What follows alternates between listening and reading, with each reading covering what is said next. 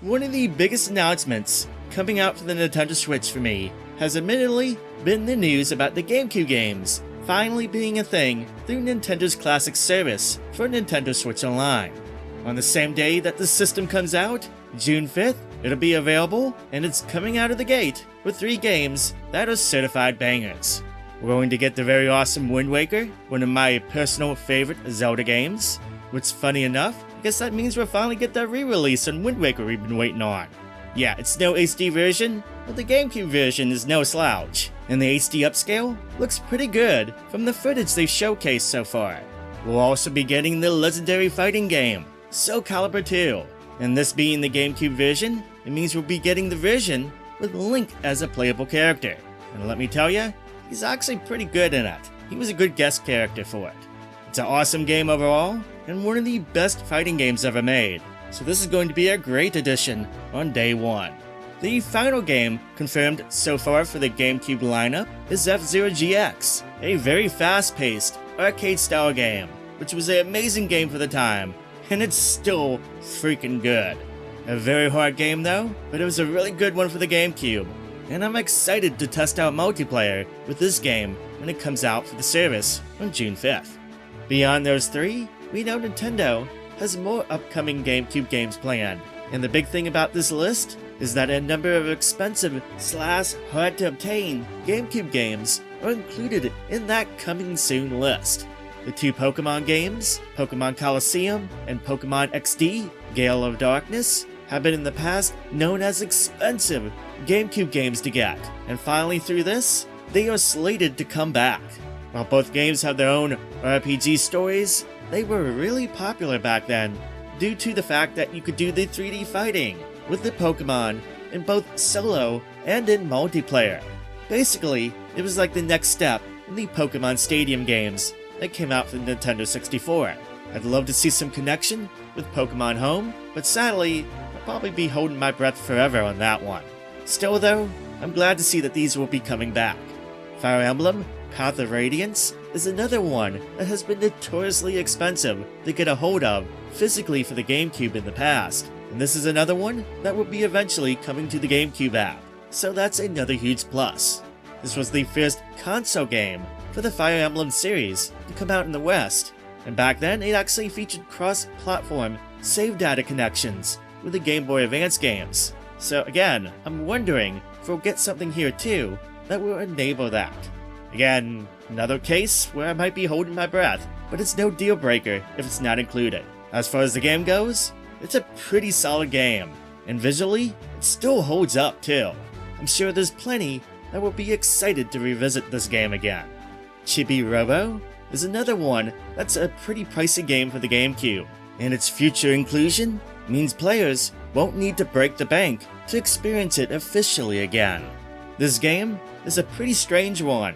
We get to play as a 10cm tall robot named Chibi Robo, and you try to complete tasks and housework for your owners to get things like happy points, while also managing your energy. Yeah, it is a strange game, a very Japanese style game, and it totally was not a commercial success for Nintendo, but still, I'm glad it's coming back. Those who have played it had a lot of fun with it, and I did like this game back then. Plus, maybe its inclusion here will actually maybe spawn some future games. Beyond those games, Super Mario Strikers has been confirmed, and in fact, it's been rumored to maybe be the 4th game in the launch lineup, but that remains to be seen. Regardless though, this would be another great multiplayer game for the GameCube app. Also, Luigi's Mansion and Super Mario Sunshine have been confirmed as well. Now you may be wondering about those last 2, and yeah, let's talk about Wind Waker as well. As you probably already know, all 3 have seen remakes or HD ports in the past, while Nintendo has come out and said that just because they're being included in the service, it does not mean that the remakes or HD remasters are off the table for the future. So yeah, there still might be hope for that Wind Waker HD port eventually. That said, all the games we know that are coming make up a good list, and I'm so glad they are coming back. But what about beyond these? You know, beyond the confirmed games. Yeah, the potential additions is what I'm actually super excited about, because there's so many great games for the GameCube that they could add in the future. Games like Mario Kart Double Dash, with its unique 2-character per kart system that hasn't been replicated at all in later entries. The game is fun as all heck, and it's the only game in the series that I know of that actually has its own unique items per each character. Mario Golf Toadstool Tour would be a terrific addition. Kirby's Air Ride would be an excellent way to introduce players to the mechanics before the sequel comes out. And of course, those Mario Party games. There's 4 of them for the GameCube, and I'd be surprised if they didn't eventually get added to the app. And of course it goes without saying, but I'll say it anyway, the day that Super Smash Bros. Melee gets added to the service, it will be a big event. The second game in the series is still considered by many to be their favorite entry in the series. The only worry I have is the first game has yet to come out for the N64 app. So how long are we going to wait? Or will we ever see this at all? Hopefully we will, but yeah, I'm a little nervous about this one. You could also see games like the original Animal Crossing game come back, which that would be great to re-experience that again.